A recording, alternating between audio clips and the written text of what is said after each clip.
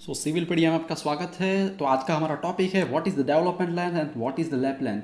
तो development length क्या होता है और लैप लेंथ क्या होता है, उसकी आज हम डिस्कशन करेंगे। क्या है उसका बेसिक कंसेप्ट, उसकी भी हम डिस्कशन करेंगे। तो बिना टाइम गवाए लेट अस स्टार्ट।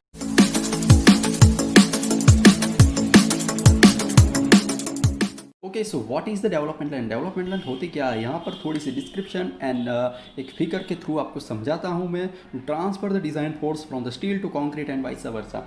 ओके, तो यहाँ पर क्या होता है कि कंक्रीट का जो फोर्स होता है वो स्टील में ट्रांसफर करने के लिए और स्टील का फोर्स कंक्रीट में ट्रांसफर करने के लिए कुछ ना कुछ लेंथ यहाँ पर एम्बेडेड की हुई होती है रेनफोर्समेंट की, तो उसे हम बोलते हैं डेवलपमेंट लेंथ। ओके, तो आप क्लियर हो गए होंगे कि यहाँ पर हम पी फोर्स अप्लाई करते हैं तो उसके अपोजिट डायरेक्शन में यहाँ पर बॉन्डिंग स्ट्रेस डेवलप होता है, क्योंकि यहाँ पर सेपरेट ना हो जाए बीम और कॉलम का जंक्शन इसके कारण। ओके, तो डेवलपमेंट लाइन क्या होती है कि बीम और कॉलम यहाँ पर सेपरेट ना हो जाए, इसके कारण कुछ ना कुछ लेंथ यहाँ पर एम्बेडेड की हुई होती है, तो उसे हम बोलते हैं development length. Okay, so deform bars में be use without end anchorage. तो डिफॉर्म बार्स क्या होता है आपने डिस्कशन कर ली है। तो वहाँ पर हम डेवलपमेंट लेंथ में हुक्स और बैंड प्रोवाइड नहीं करते, बट और जो हुक्स जो होता है, बैंड्स जो होता है, हुक्स जो होता है वो हम प्लेन बार में प्रोवाइड करते हैं वहाँ वहाँ पर जहाँ पर टेंशन डेवलप होता है। ओके, तो आपको क्लियर हो गया होगा। और कहाँ से मैं बोल रहा हूँ, IS 456-2000 में क्लोज 26.2.2 में ये आप देख सकते हो कि प्लेन बार में हमें जनरली प्रोवाइड करना होता है बैंड्स और हुक्स, क्योंकि डेवलपमेंट लेंथ सुफिशिएंट हमें मिल पाए। ओके, तो ये थी हमारी डेवलपमेंट लेंथ की कुछ बातें। अब हम बात करते हैं फॉर्मूला बेस्ड बातें डेवलपमेंट लेंथ में। तो यहाँ पर L D is development length is equal to 5 into sigma S upon 4 tau B D. तो क्या है यहाँ पर हमने लिखा हुआ है कि IS 456 का जो 26.2.1 नंबर का जो क्लोज है वहाँ पर हमें डेवलपमेंट लेंथ मिल जाएगा। और यहाँ पर फाई जो है डायामीटर है, टाउ बी डी जो है वो डिफरेंट ग्रेड के कंक्रीट के लिए डिफरेंट बॉन्ड स्ट्रेस जो यहाँ पर दी हुई है वो भी मैंने IS से यहाँ पर दिया हुआ है। अब यहाँ पर एक नोट दी हुई है, development length includes anchorage value of the hooks in tension reinforcement. Generally जो रेनफोर्समेंट में हम प्रोवाइड करते हैं तो टेंशन जोन में जो रेनफोर्समेंट होता है वहाँ पर हम एंकरेज और बैंड प्रोवाइड करते हैं। ओके, तो हमने आगे डिस्कस कर ही ली है। फॉर डिफॉर्म बार्स हमने बोला डिफॉर्म बार्स Fe415 ग्रेड के कॉन्क्रीट स्टील जो होता है वहाँ पर जो बॉन्डिंग स्ट्रेस जो होती है वो 60% इंक्रीज़ करनी पड़ती है। ओके, तो 60% किस में इंक्रीज़ करेंगे, हम M20 ले ले और हम डिफॉर्म बार्स कंसिडर करें तो 1.2 इंटू 1.6 यहाँ पर हमने 60% इंक्रीज़ कर दिया है। और for bars in the compression the values of the bond stress for the bars tension shall be increase by 25%।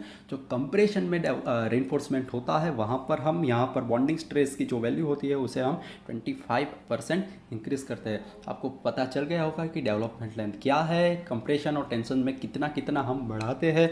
Okay, सो आशा रखता हूँ कि आपको डेवलपमेंट लेंथ समझ आ गया होगा। ओके, सो डेवलपमेंट लेंथ के कंसेप्ट में होता क्या है, तो यहाँ पर मैंने आपको दिखाया हुआ है कि यहाँ पर बीम कॉलम का जंक्शन मैंने यहाँ पर दिखाया हुआ है। तो डेवलपमेंट लेंथ कितनी हम कंसीडर करते हैं, तो इस पॉइंट से हम कितनी भी लेंथ हम प्रोवाइड करें, यहाँ से लेकर यहाँ तक की जितनी हमारी लेंथ होती है उसे हम बोलते हैं डेवलपमेंट लेंथ। ओके, सो डेवलपमेंट लेंथ यहाँ पर आपको समझ आ गया होगा कि टेंशन जोन की डेवलपमेंट लेंथ कितनी होती है। अब हम कंप्रेशन जोन की बात करें तो यहाँ पर जो है ये कंप्रेशन जोन का रेनफोर्समेंट आ रहा हुआ होता है।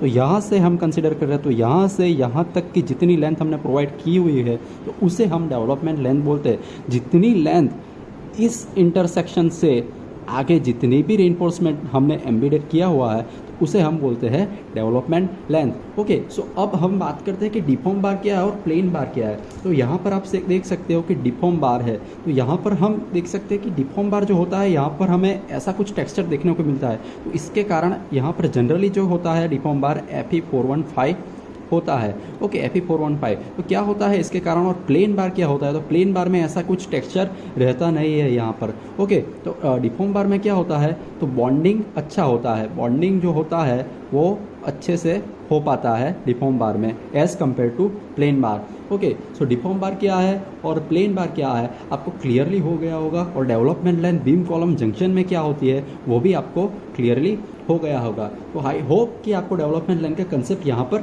क्लियर हो गया होगा। ओके, तो अब हम डिस्कस करते हैं कि लैप लेंथ क्या होती है। तो लैप लेंथ जो होती है, आप यहाँ पर देख सकते हो कि जहाँ पर हमारा वर्टिकल रेनफोर्समेंट, नॉर्मली जो रेनफोर्समेंट होता है वो कितना होता है, 12 मीटर लेंथ का होता है। तो 12 मीटर लेंथ का होता है, तो जहाँ पर भी हमें ऐसी कुछ रिक्वायरमेंट हो कि 12 मीटर से ज़्यादा का स्पान आ जाए, तो वहाँ पर हम इस प्रकार से लैपिंग प्रोवाइड करते हैं। यहाँ पर आप देख सकते हो क्लियरली इस फिगर में कि लैपिंग क्या होता है।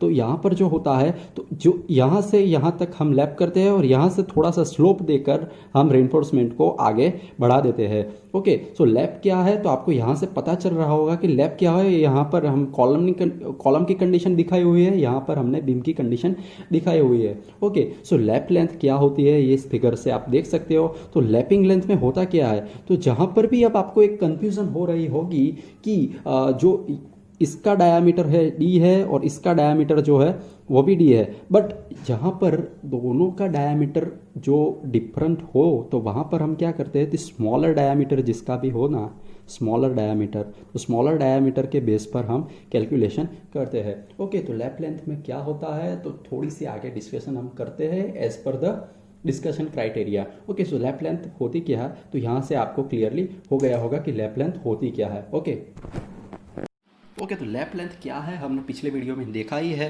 बट यहाँ पर थोड़ी सी और डिस्कशन कर लेते हैं, क्योंकि generally reinforcement is 12 metre length.